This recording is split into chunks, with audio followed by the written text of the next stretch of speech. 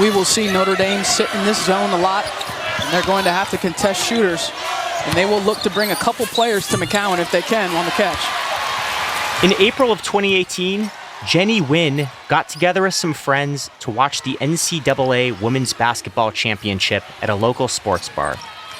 And we will see Mississippi State playing in the deny. These two teams, each of the last 2 years, defeated Connecticut to get to the national championship game. But when they got to the bar, the game was nowhere to be found. We roll in there, and there's like 30 plus TVs. The game's not on any TV. On the projector, there's a regular season baseball game, and there's like one table of guys watching it.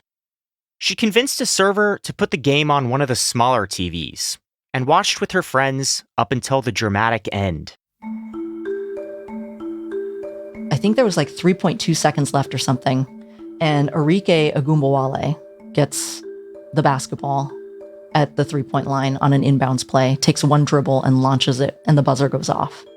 And the ball goes through the net. And I swear to you, we lost our minds.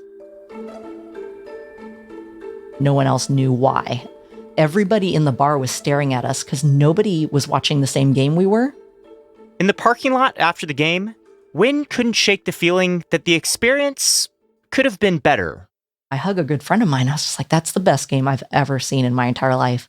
And she goes, yeah, can you imagine if the sound had been on? I said, the only way we're ever going to watch a women's game in its full glory is if we had our own place. That thought sent Nguyen on a mission to create something America had never seen. A sports bar that plays only women's sports. And as it turns out, there's a pretty strong financial case for doing it.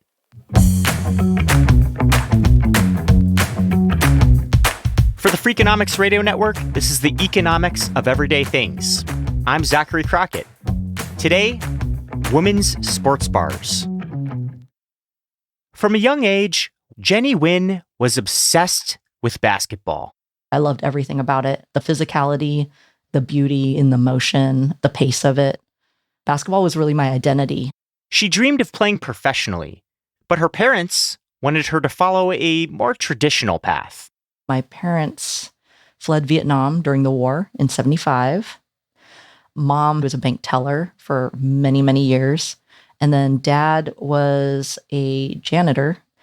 My mom was like, girls don't play sports.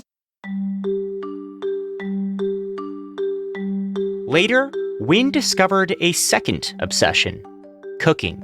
I called my parents and told them that I wanted to be a chef. My dad, he gave me the best advice I think anyone could have given me. And I think he did it more to scare me out of it. He goes, Jenny, I want you to find the worst job in that field that you can find, do it for a year. And if after that you still want that to be your life, then go for it. Nguyen took that advice and landed a job as a fry cook at a fast casual restaurant chain. The kitchen, she found, was kind of like playing a sport. I'm instantly hooked. The adrenaline rush, the being part of a team, timing, execution, being under a crunch. I thrived. So a year went by real quickly. And much to my dad's dismay, I was like, I love it. She went on to graduate from culinary school.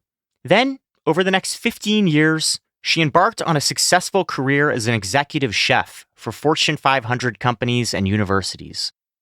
She was still a sports nut, especially when it came to women's basketball. But finding those games wasn't easy. I think that the experience for the women's sports fan is universal in a lot of ways. The inability to find a place to watch it, the inability to find it at all on TV. You know a game is on Thursday night, and you look it up on the internet, and you can't find it. I've had this experience as well, going into a bar, just trying to watch the women's game. And, it's a struggle. Oh, well, we can't change the channel because, everyone's watching this game. That's Cheryl Cookie. She's a professor at Purdue University, where she studies gender in sports. She's been tracking TV coverage of women's sports for 30 years. And she says that the sports bar issue is just part of the challenge that fans face. In 1989, when we were first collecting data, the percentage of coverage of women's sports was around 5%. In 2019, we were at 5.1% on the local affiliates and 5.7% on ESPN SportsCenter. You don't have to really try to be a fan of men's sports. Our culture makes it really easy. It's like the air we breathe. Even if you're not a sports fan, you know when the Super Bowl is happening, right? You know when the NFL football season starts. It's constantly there. Whereas as a fan of women's sports, you really have to invest. You really have to dig deep and know, okay, where do I go if I want to watch this match? That's what Nguyen was thinking about back in 2018, watching the women's NCAA championship game without sound. I was driving home that night and I was just like, if we had our own place, what would we call it? So I was just like, oh yeah, the sports bra. And then a few days after that, I was like, ooh, I have a motto for it. We support women.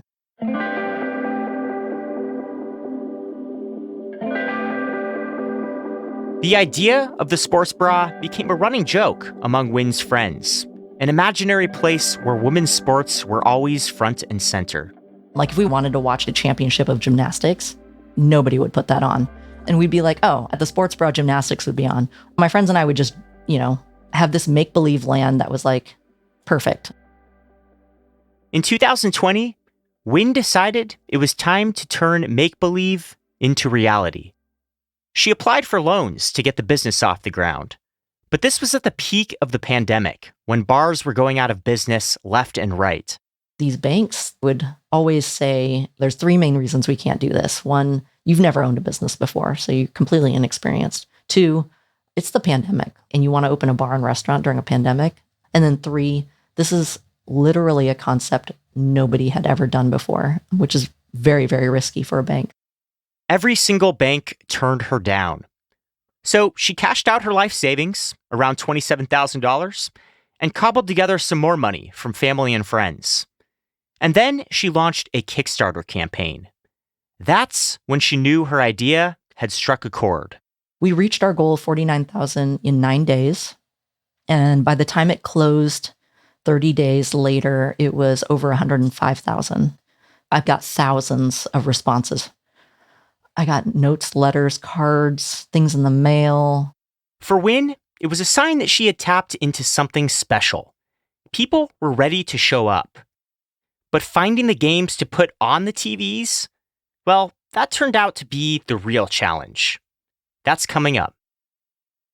The sports bra opened for business in Northeast Portland on April 1st, 2022. It was the first day of the NCAA Women's Final Four. Jenny Nguyen had always been told that she'd need to be patient, that it takes time for a bar to build a base of loyal customers. But at the sports bra, we opened to absolute media frenzy. There was hundreds and hundreds of people out front hours before we opened. I semi-blacked out that day because there was just so many feelings.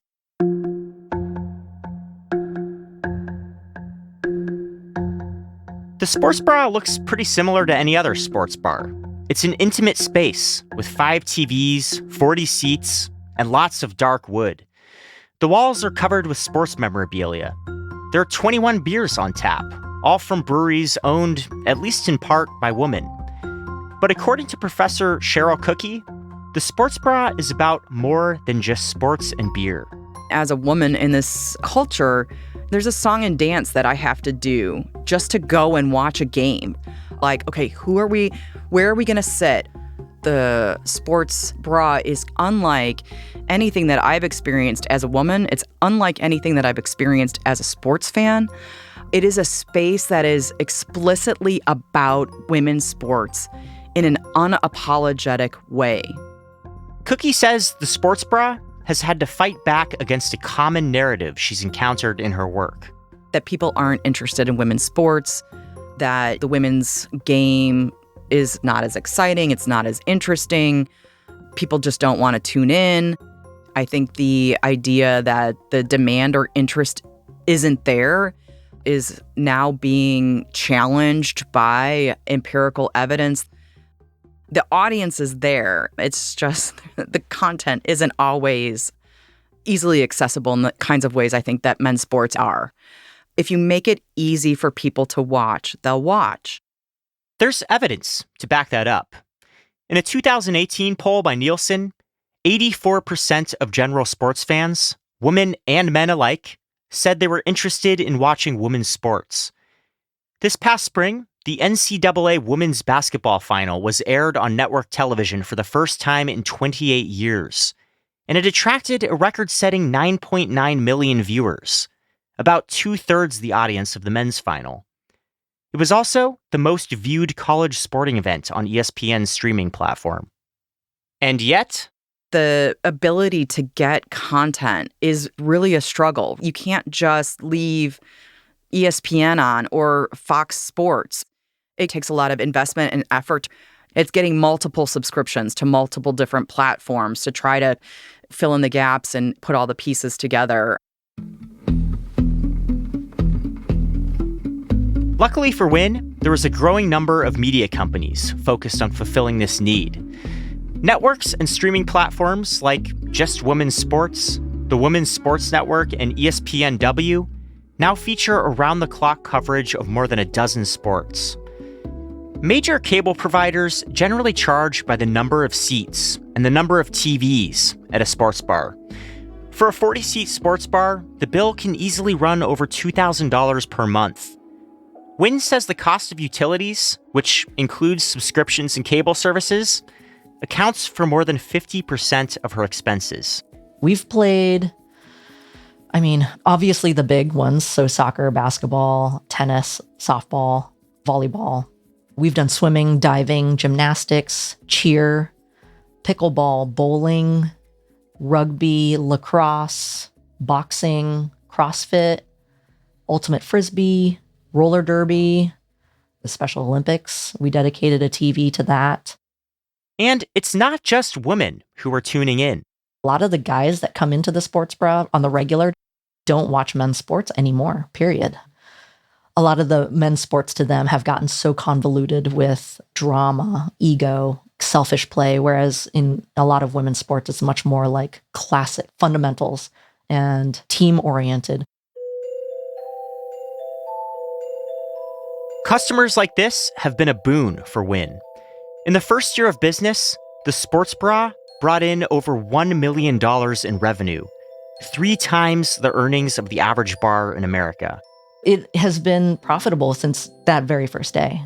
I paid off all the loans that I told people it'd take me 5 years to pay them. And then I was able to pay myself from day one, which a lot of owners don't for years. Of course, Nguyen has the benefit of operating in Portland, which is known to be a progressive town. But she thinks the model can work anywhere. There's been people all up in my email about investing in a franchise, investing in the spread of the sports bra as far and wide as humanly possible.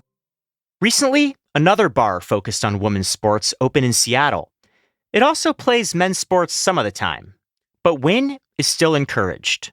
If other sports bars that are traditionally just playing men's sports decide that, oh, we're going to have a Women's Wednesday where all the TVs are just playing women's sports, oh my God, that would be a W.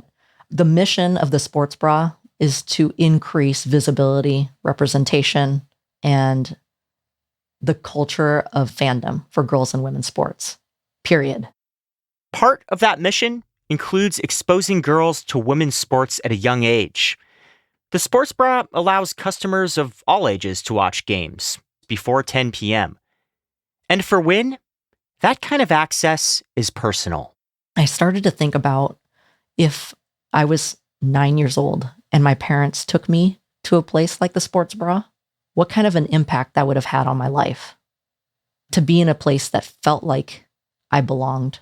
I thought about a little kid that could see a future for themselves represented on TV and then look around and be surrounded by people cheering for that person up there on the screen.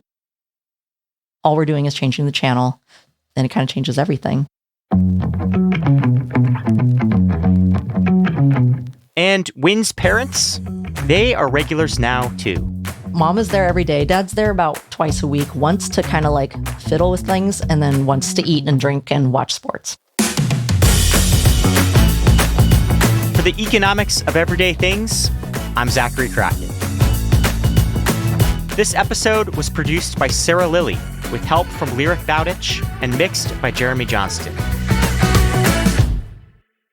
Do you ever have like an old school sports bar guy wander in and say, what the hell's going on here? Where's my baseball game? Absolutely. And they sit down and they're like, this is rad. The Freakonomics Radio Network, the hidden side of everything. Stitcher.